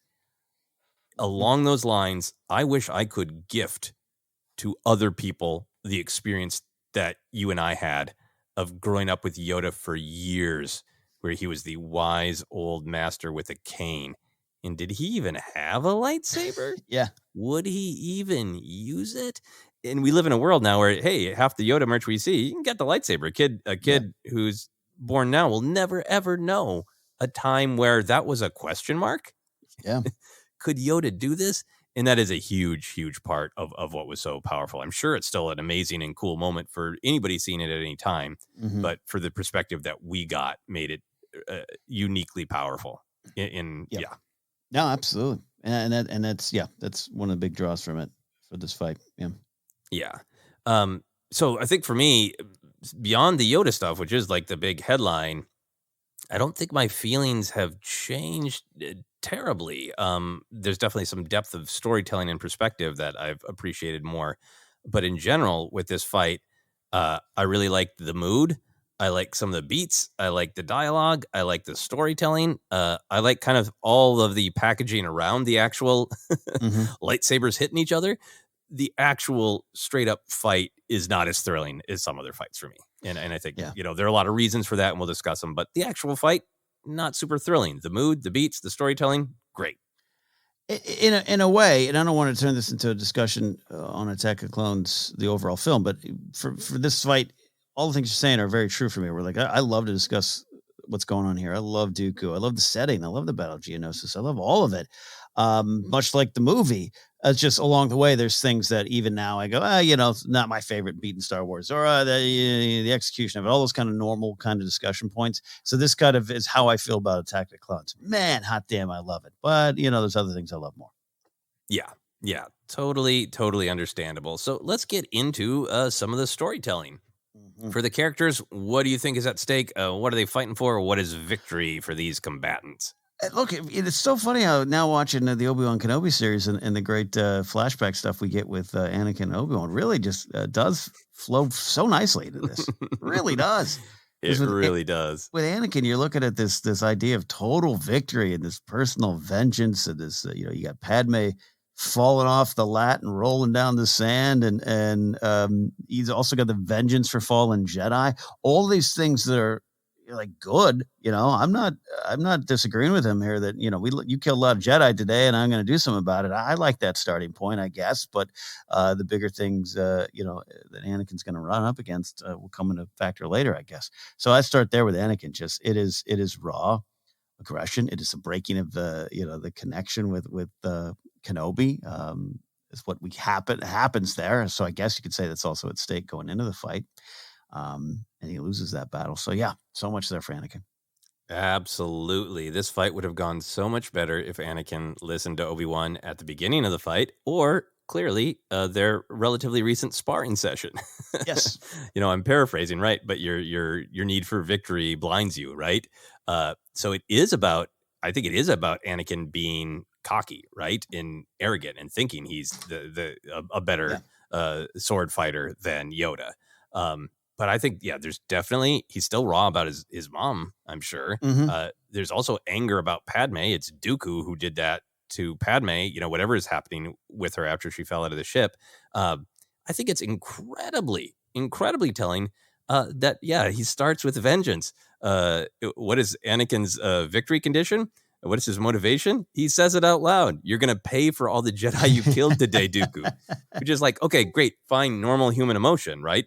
Somebody hurts, the people that you care about. Of course, it's a normal human emotion to go, you're going to pay for that. But Jedi aspire to not give in to vengeance.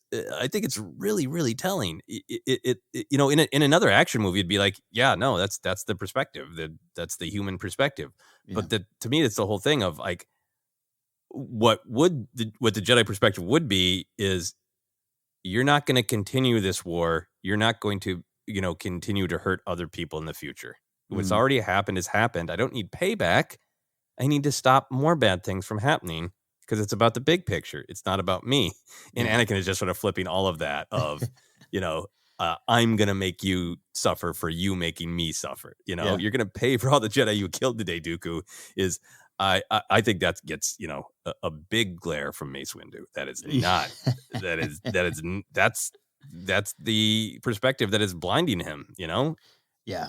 Absolutely. It is. And again, it's so easy to, to defend some of the starting points, right? Again, for what he wants to go do. And and I think that's the danger of the dark side, right? Sneaks up on you sometimes there. Yep. So great perspectives from Anakin. Do you have thoughts on the other characters? With Obi-Wan, I'm looking at, he actually kind of says it. What's at stake? What's his victory condition? Handling this. He literally says, we're going to go handle this. But I think, too, it piggybacking a little bit off the Anakin discussion, is kind of fighting for the bigger picture, fighting to maintain connection, working together, and one goal, and it's truly that bigger picture. And Dooku's just a part of it there, and knowing that I keep saying the big picture, but I'm thinking of when Padme falls off, he is so stuck to. Not stuck, but he's thinking of the mission, which Anakin's going to think you're stuck to the mission, right? Anakin's going to wrestle with that and wrestle with letting go of his personal victories. So, yeah, I think for Obi-Wan, it is the big picture truly at stake. Yeah, no, absolutely. I think this is one of the things that I absolutely love about Obi-Wan in Attack of the Clones, is that he is just the Jedi doing his job. Yeah. He understands it. He's focused on it. He wants to stop the war. I love that you pulled out handling it. He also has the line, if we catch him, we can end this war right now. Yeah. It is the flip of what Anakin is saying, of like, I want to hurt you because you hurt people I cared about. And Obi-Wan's like, the whole point is to stop him from hurting people, any more people in the future. We can end this war right now. We can't change what already happened. We can stop more bad things from happening. We can be the light side that holds the dark side back. So I think he's got this great Jedi perspective, the big picture. I think he's also like, hey, he's on a mission. He had a debate with Anakin. Is it just to protect Padme, or is it to find out who's trying to kill Padme and stop her? And stop the person. Padme said from the beginning, I think it's Count Dooku. Yeah. And here Obi-Wan is finally like, guess you're right, Anakin. The mandate is to discover it. Did that, and to stop it. And here we are trying to stop it. So I think like his motivations are clear and solid. But then for me, I love the story of Obi-Wan being, quite a skilled fighter, but just never being able to take it to Dooku. Holds his own in Clone Wars, but never takes it to him, right? And I think it's because Kenobi can often get in other people's head, or, take a bigger perspective and reframe the victory conditions. And I think Dooku gets in his head, right? There's the fact that the weird manipulation that Dooku did about telling Kenobi some mysterious truths about playing the Qui-Gon card in that interrogation scene of like, Qui-Gon was so great, I wish he was here. Can you live up to him? And then even in this fight, Master Kenobi, you disappoint me. Yoda holds you in such high esteem. So I think Duke is really good at getting into Obi-Wan's head. And then there's also this fun thing of like, good on Obi-Wan for being humble, but he's so focused on that he doesn't think he can stop Dooku alone. And for me, this is kind of fascinating do or do not moment here of if you go into a battle going, I can't do it, then you already lost, right? Yeah. He thinks he can't do it alone. And I know this because he says, I can't take Dooku alone to Obi-Wan. So you can kind of look at it as humility, but you can also look at it, there's something about Dooku where he's like, yeah, I can't take him by myself. And does that eat away at his confidence? So, it becomes a self-fulfilling prophecy. I love looking at the dark side is that we the dark side is this big, teeth gnashing form of evil in the galaxy, and we all look at Palpatine, but we're obsessed with even how Palpatine breaks it down to these kind of levels. And what does Yoda say about Dooku at the end? Putting mistrust out there in the galaxy is kind of his greatest skill. I love it. I love this idea that Kenobi's like, oh man, still thinking, what would Qui-Gon do? God, if he was here, would he join up with? No, that's not right. I know that's not right. Oh God, I need help. Yep. And maybe he's right. Maybe he just isn't at a power level or a skill level, an experience level. Maybe he is aware. Maybe he has the insight to be like, I fight Dooku and he's using all the forms my master taught me. It's like fighting some twisted version of my fallen beloved master. It gets in my head. Maybe he's aware of that. Maybe he's like, Anakin, I need your power. I need us to work together. I'll be tricksy. You be aggressive. In between those, we'll get him, and maybe there's clarity there. But the way it is in this fight, he does his best, but he can't, Dooku tricks him. Yep. I love that. And gets him again and again and again. Yep. So let's move on to Dooku. What do you think Dooku's victory conditions are? What does he want out of this fight? Everyone to not believe everyone else, right? Just want to leave you all questioning things. Whereas Maul is like, hey, I got to prove myself to my boss. And all that. I think Dooku has some of that. He's working underneath Sidious here. But I just think a lot of what's at stake is just his own position, himself, his power, his, Christopher Lee describes him as this, immoral character, just concerned with himself. So obviously he wants to, get the plan going. But in the back of his head, how much is it just about himself? So I don't know. I start from that spot with Dooku as he enters this fight, thinking Dooku's doing what Dooku does, fighting for Dooku. Yeah. I think there are some deeper things you can talk about. I think particularly once Yoda gets there and he's, talking about, I guess he says it to Obi-Wan too, about how powerful he's become. I think maybe there's a little bit of proving his power to certainly his old master Yoda, but proving his power to himself, right? If you follow the dark side, one of the things that you want is power, more raw power, so things can be the way you want them to be. And I feel like there's a little bit of like, I'm proving to myself that I have that. But this isn't a fight that he sought out. I think what's cool about it is Dooku is sort of the gentleman monster, and he's just sort of like, gentlemen, please, I have places to be. Yeah. Are you really going to make me do this? I mean, he's got the practical thing of, he's trying to get the war started. He's got the Death Star plans, right? So he's protecting those. He really, it's a problem. If he loses these fights, he can't lose these fights. But he's not seeking them out. He's just really like, I was trying to leave and you're stepping on the bottom of my coat. Well, yeah. So I got to turn around and take it to you because you're bothering me, kids. Even the choice he presents to Yoda, it's like he knows Yoda's going to make that choice, so it's like that's why he does it, so he can just get on with his day. Right? He's got some more stuff to do. Yeah. I know you're going to save these fools. I need to go to the next part of our plan. See you later. Yep. And then for me, I think Yoda, it really is. Obviously, stopping Dooku means stopping the war, as Obi-Wan has the wisdom to see. But I think there's also just an element of seeing the truth for himself. I go back to, this was the mystery. This was the mission. Who is really trying to kill Padme and why? Padme throws out this ludicrous idea that it could be Count Dooku. Even when Obi-Wan reports, both Yoda and Mace are like, careful, let's not jump to conclusions. And I think there's an element of Yoda just really looking the truth in the face for himself, seeing his old Padawan has fallen to the dark side. Yeah, no, absolutely. By the way, I still want that super cut of every idea and Padme has that everyone's like, nope.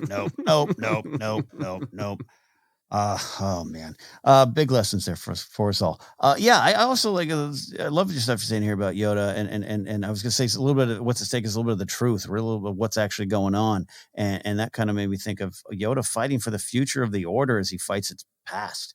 and fights what we got there, how we got here. And Dooku representing so much of that in this chain of custody, so to speak, the trading Yoda to Dooku to Qui-Gon to Obi-Wan to Anakin, like that's all there. And it's all Yoda's having this big realization. This is the movie, right? He goes from being a little stringent, I think, in Phantom Menace. And this is even something that was talked about in that Filoni speech of, Qui-Gon was ahead of the gang. And now Yoda's here and seeing it, and it's fully exposed. Again, it's not, it's a fallen Jedi turned Sith. Like that's huge. That's huge. Yeah. And this is about the future of the Order. Yeah. How did we lose him? Why is the dark side clouding everything? What is going on with this boy who's allegedly the chosen one, but a lot of Jedi are getting headstrong and cocky and pompous and self-involved. Yeah. And you combine that with seeing that Yoda is really trying to put warm feelings into the galaxy, right? He says it literally to Padme about how happy he is to see her and that she's okay. The fun, kind moments with the younglings, and really seeing that from Yoda in this movie is a contrast to the dark side's coming. Yeah. Yeah, great stuff. Very, very insightful. Let's talk about the environment. How does this dark hangar help tell the story or help the thrill factor of this lightsaber fight? Well, you mentioned the darkness, and it's kind of a thrill moment, but I think it's definitely the environment. But the lights going out when Anakin cuts the cords there. It's a big ooh-ah moment. I remember that in the theater, too, there was some reaction to that. I kind of remember some people, maybe some Minnesotans out here in L.A., finally getting a chance to go, ooh, when the lights go out. So it's really good. It was great visual. But you're talking about the shroud of the dark side's fallen, and this fight's going to happen in the darkness with the lights literally going out. I think that's a great use of the environment to tell the story of what's going on here. And then there's a little bit of a thrill factor for me. This is the Battle of Geonosis, which happens mostly in the Petronaki Arena, or at least kind of begins there before spilling on out. And this fight itself, even though it's far away from that, is a contained arena where you got the Phantom Menace. And I think that's sometimes why this fight does feel a little lower for me on the list, because you got Empire, you got Jedi, you got this. And this is it's in a garage. And they don't leave it, but it's kind of what's, again, adds to the story and the thrill. We talked a lot about Kenobi being trapped in the Death Star, Luke being trapped, as his fight in Empire has him going layer by layer by layer down into the darkness. And this one is just, these Jedi are trapped in this situation with the Sith, and it's this contained arena. Yeah, no, I think it is fascinating to me because it isn't as epic of a location. It works really well for me thematically, but it does feel like a step down from Bespin, from the throne room, from the Theed power generator, just in sort of the location being sort of epic. I love that you said it's a garage. It's a cool garage. A rocky garage. But I do like it thematically from the fact that it's dark and secluded and mysterious. I like the idea that it is a place of transition, right? You can kind of jokingly say garage because it is an epic inscape. But then in terms of the thematic, this idea that we're trying to contain the darkness, and this is, a hangar. This is a literal launching off point, and we need to keep it here. We need to stop it here before it explodes out into the galaxy, I think that works for me on a thematic level. I love that you mentioned the already kind of dark and moody hangar cave getting more dark and moody in that it's Anakin looking for an advantage, create some more darkness, and it doesn't work out for him. He doesn't get what he wants. Hey, it's like an ongoing theme with this guy. Yeah, it really is. Yeah. But overall, it is not as thrilling of a space as some of the other big lightsaber fights for me. But hey, lots of machinery to throw. So 2 thumbs up on that. There you go. Yeah. It's some cool droids watching. Yeah, I did. It was FA4, it was just like, okay, time to get on the ship. Get out of here. So what realities of filmmaking do you think about when you watch this fight? First of all, it's hard not to be hyper aware that Christopher Lee wasn't actually an evil wizard with lightsaber skills, right? But, if this movie had been made, I don't know, even 15, 20 years prior, he might have been, front and center of the fight. He was so wonderfully skilled in so many ways, right? So it's hard not to see that, right? And I think they did as best they could. But for me, the fight lacks some of the a little bit of intimacy because it's not even just about like CGI Yoda, but like some of the tight shots that, hey, here's Christopher Lee standing here, and some of it is the face put over the stunt guy and everything. I wouldn't trade anything for the thrill of Yoda walking into the fight. There's nothing I would change. It is what it is, and I'm honored to have Christopher Lee in Star Wars, quite frankly. And then just the set, the garage we're talking about. It's so funny we talk about some of the complaints of the volume here in 2022, or I don't know, it seems, I like it, but it seems contained, right? Like you had this big fight with 25 stormtroopers in one front door, right? And whereas Phantom Menace is a little bit more spread out. And this was the film where George was really like, nah, digital is the way, and we're going to make these sets here. And you kind of feel that, for better or worse. And I think it's George moving so much forward with filmmaking. So again, I won't trade any of it for anything, but it just, I see that on the screen more than the other spots. Yeah, no, I mean, this is in some ways the fight that stretches the most from, it feels a little small, but then I often wonder, is it a little bit small because the challenge, the massive leap in technology of Yoda fighting was such a huge accomplishment. Yep. Yeah, and I think that's it for me. Is the thing I talk about so much for Phantom Menace, of really enjoying those moments where the camera is back and you can just see what the performers are doing. You can see the motivations and techniques of the fighters. There's not as much of that here. This story is mostly told in close-ups, and it makes it a little less thrilling of a lightsaber fight. But the actual close-ups are amazing because it's MF and Christopher Lee, right? Yeah. And when it's really Christopher Lee and he's really, whipping out that awesome hilt and igniting that red blade, it's kind of nothing better. Yeah. But yeah, then some of the other shots where it's Kyle Rowling. I almost every time I watch this, I go Kyle Rowling, the name of his stunt double. So I think about that reality of it.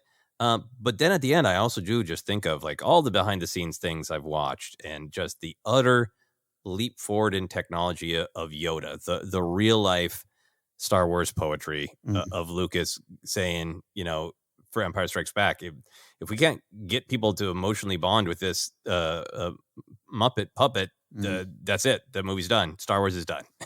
Yeah. And then kind of going like, okay, I want him to move around. I want him to be able to fight. We need to take this other leap forward, and people need to be able to believe it for this film to work. I'm so fascinated by that and think about that. Yeah, and I think that absolutely factors into let's just set it here might be the somewhat of the answer. But again, I don't know all the story on that. I'll read my Star Wars Archives book by Paul Duncan to find out more. Yeah, I'm going to guess that lower lights are always a benefit to CGI for sure. Yep. Yeah. So there's that, and then there's always the different opinions about did it work. I can't remember when that Lucas quote came out, if it was in an interview or whatever, but I remember a lot of friends knowing that quote of like after the movie had been out for like a month or whatever, saying something along the lines of, we didn't know if people were going to be able to believe Yoda fighting with a lightsaber, and we needed to make it happen.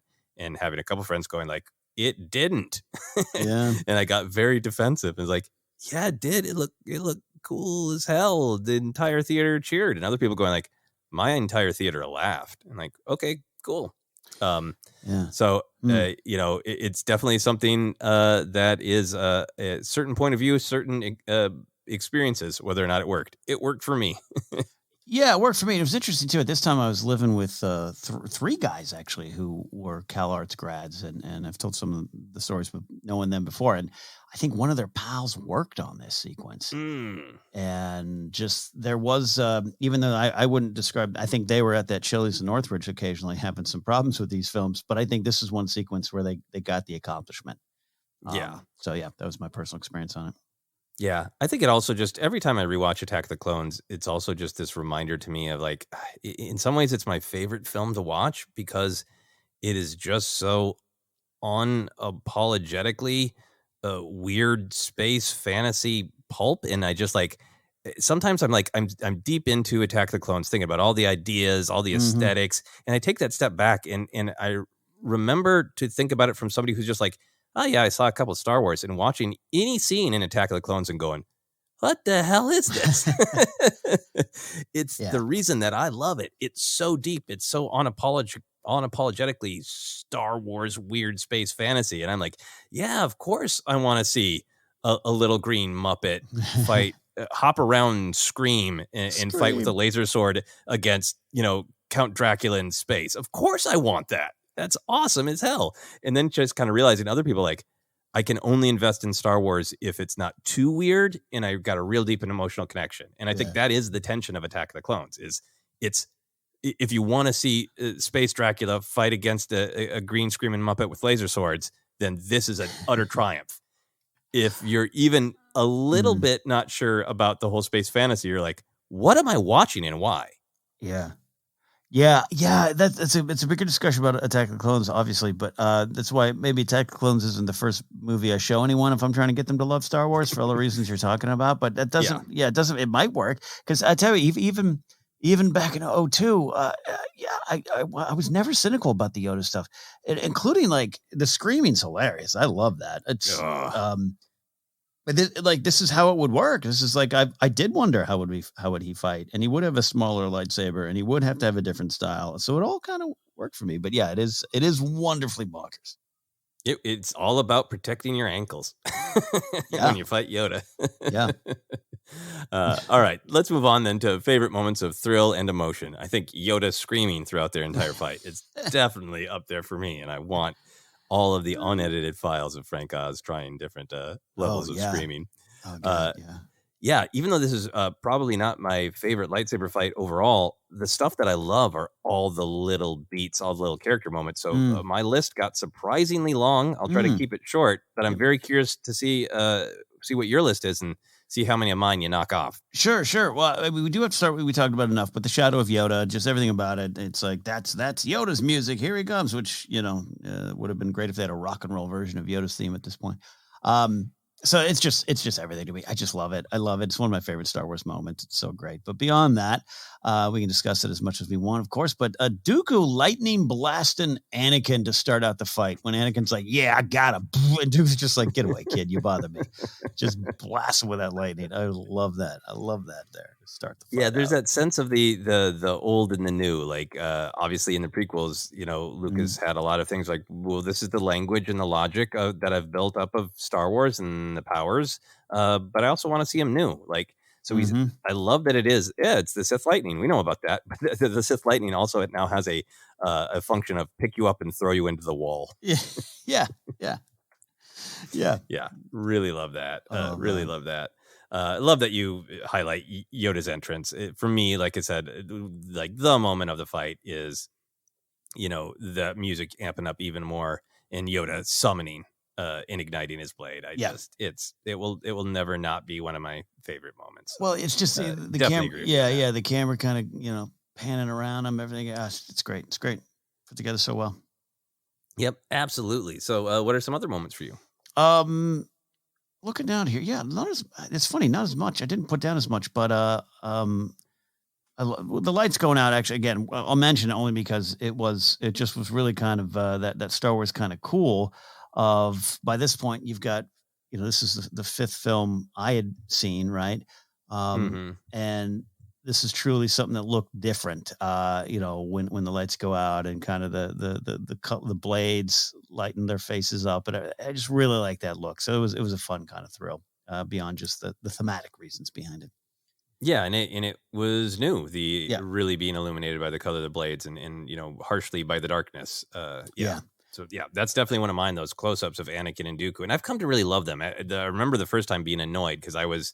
The very first time I saw it, because I was here for I hope it's more of that great Phantom Menace fighting with the camera pulled way back, total opposite.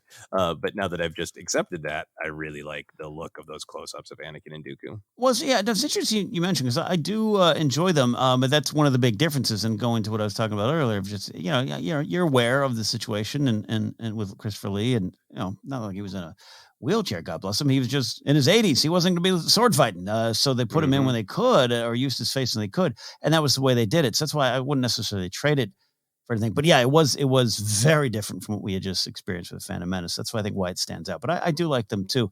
And they shot them well. One of the other beats for me is Anakin, the double wielding the lightsabers when Obi-Wan throws them one that got a good ooh from the theater the first time I saw it. Yeah, and it's fun, different kind of movement, the kind of big arcing spinning movement that he does with both of them. Yeah, like that. Yeah, which is the way that Anakin really fights Dooku, and it tracks through to Revenge of the Sith. Gotta have a Kenobi moment. I really do like the stopping the Sith lightning because that was new. Like, it obviously opened up lots of conversations of why didn't Ghost Obi-Wan say, yeah, Leia's your sister. Also, here's how to handle Sith lightning. Don't feel like going into that one today, but I love the him being able to stop it, and I don't think so. It's great Kenobi line. Up there with Sith Lords are a speciality. Kenobi always has great cocky lines before being defeated by Dooku. Indeed. Dooku's first ignition, right? This is one of the close-ups of Christopher Lee where you get your money's worth out of that man's life experience. Yeah. That hilt being different and cool, and so having that different style, that just sort of like absolute slap down, and then the red blade exploding out of that great hilt. I absolutely love that. Yeah. I also love the look on Dooku's face when he and Obi-Wan are kind of like testing which way am I going to go, and Dooku tricks him, and he's got that like that moment where you see like this almost evil glee. It's an over the top face, but it's great. It's true. Yeah, no, it's truly a horror film veteran knowing how to get the most out of your face there. Yeah, I love it. Yeah. It's Dracula before he bites. Yeah. A moment I've always appreciated is Dooku is so cocky, and he takes out Obi-Wan and Anakin pretty quickly and pretty easily. But after he puts down Anakin, there's that sigh, and there's that little bit of like, yeah, but he's up there. And even though he was being real cocky about what he said, they put him through his paces. Oh, yeah. you know? Yeah. Even when Yoda shows up, it's just kind of like, I sense some fear, Dooku, for a lot of reasons, including I'm tired. Oh yeah. It's like, oh man, here we go. So yeah, going into a couple of the beats with Yoda and Dooku, Yoda absorbing the Sith lightning and having the much to learn you still have. That's just a cool action move, and I feel like good tip of the iceberg storytelling of like, it seems like that's not Yoda's first time. Which is really interesting given the whole history of the Sith and all that stuff. So always been fascinated by that. In terms of storytelling, fought well you have my old Padawan. For films, the prequel trilogy that can be criticized for being a little clunky in their dialogue, a little blatant in their exposition. I remember just being thrilled by the elegance of that line, right? We already learned that, Qui-Gon was Dooku's Padawan, and we saw how that affected Obi-Wan, and now we find out this chain, and, it's not like, some of the dialogue is in other places in prequels where it's, worked in the edge, where somehow Yoda finds a way to tell that to the clones before he gets there, right? It's in the moment, it's emotional, it's a reveal to the audience. It has obvious emotional impact on Yoda.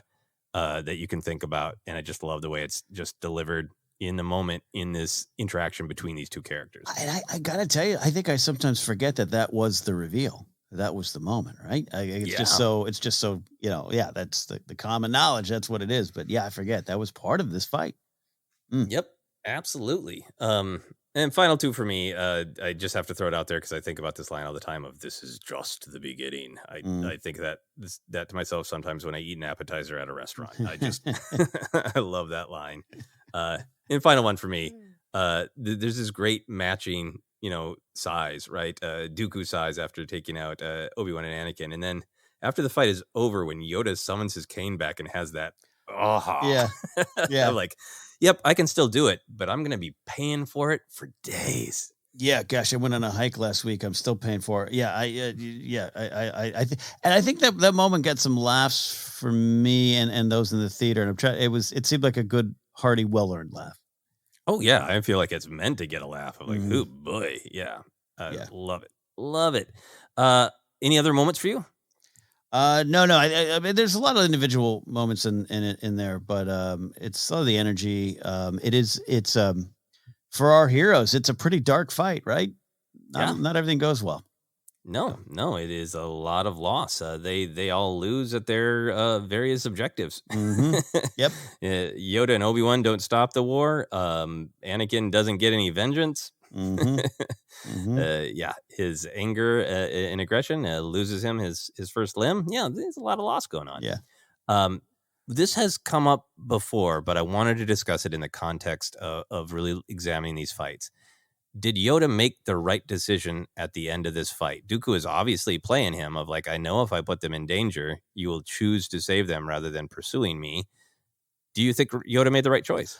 I think absolutely he did. It's not fight like a Jedi, it's defend like a Jedi, and they were in front of him. Now, could you get into the discussions of bigger picture, smaller picture, and all that stuff? But there's no guarantee that even to me, like even with Kenobi and that being his big purpose of the fight and the war, I don't know. You really think Palpatine's done at that point? Dooku's done. Well, that plan's down the crapper now. Like I can't buy into that. Like so that's why I think Yoda did make the Jedi-like decision, and I stand by that one. Yeah, I do too. I think we've had it framed in really great ways from listeners to think about it from the perspective of, is this attachment? Is this Yoda not being willing to sacrifice Jedi who are committed to sacrifice themselves for the bigger picture? And I think, it's a totally reasonable way to look at it, but or question it. But I think the thing that I'm really coming back to is that Jedi want to defend life. And they're willing to sacrifice it in battle, their own or even other compatriots who are willing to sacrifice their life in the bigger picture. But there's this philosophy of scales of defense, right? Mm-hmm.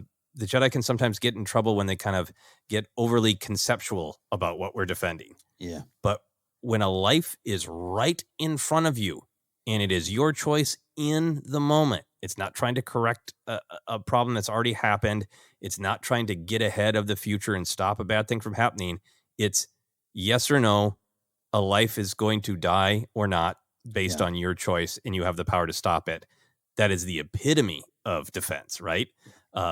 I think I've been thinking about this moment about a lot because of that great sparring match with Obi-Wan and Anakin in the Kenobi series, where Obi-Wan says a Jedi's goal is to defend life, not take it. And that is in this sunny time right before the war, right before things maybe got a little bit morally gray. And he has that clarity. Yeah. And I think this is the beginning of the war, and Yoda has that clarity of like, that Dooku's playing me. He knows I'll save them. Of course I'm going to save them. Their lives right in front of me. I'm going to save them. But then I think there's this great connection to Yoda's arc at the end of season 6 of the Clone Wars, where he's having that vision that Sidious is thrusting upon him, and Sidious tries to get him in the vision to choose between saving Anakin or trying to kill Sidious. Yeah. And Yoda, after all of the moral ambiguity and darkness of the Clone Wars, reconnects to his path, his belief, by going, of course I'm going to choose to save what I love rather than fight what I hate. Mm-hmm. Of course I am. This is what's returning me back to my core. This is what's centering me. And then Sidious says, we failed to break him. Yeah. That moment in Clone Wars is directly talking to this moment in Attack of the Clones for me.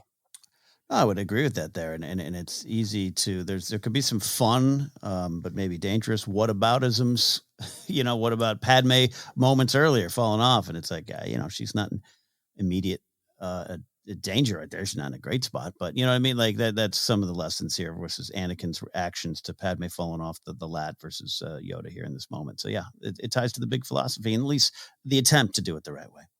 Yeah, absolutely. I think it's worthy of discussion. And, I rewatched that moment today, and I was really thinking about it from the perspective of it happened. She fell out.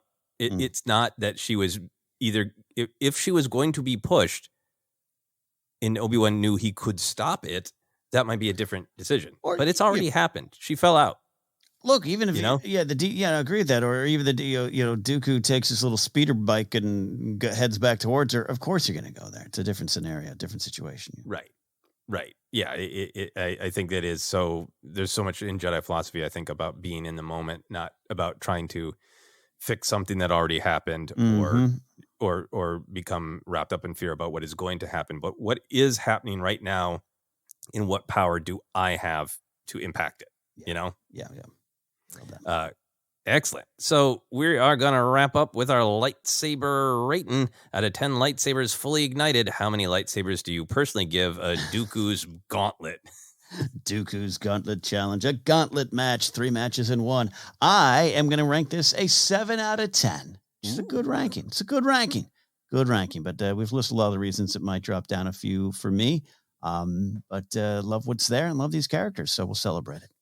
Yep, absolutely. I am in the exact same place. 7 out of 10. There's a ton I like about this fight, including just the beautiful Yoda memories.